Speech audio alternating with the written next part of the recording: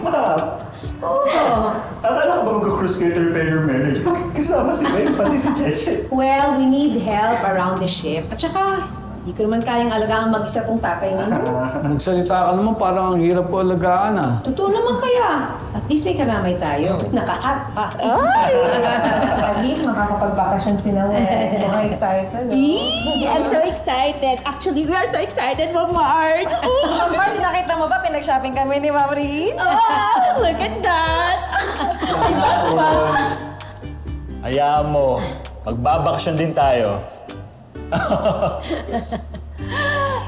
Kayo ba? Talaga bang tuloy na yung plano nyo na... You can stay longer. Wala naman nagpapaalis sa inyo ah. Don't worry, Dad. Di naman po kami aalis kaagad. But the sooner we can start over at a new place, the sooner we can heal. Lalong-lalo na po si Ashley. Masyado kasing maraming sad memories ang bahay na to.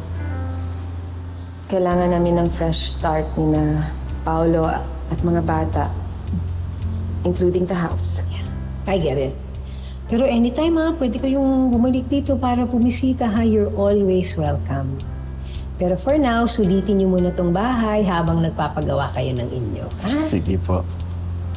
Tara na po, hatid na namin kayo. Oh my gosh, let's go.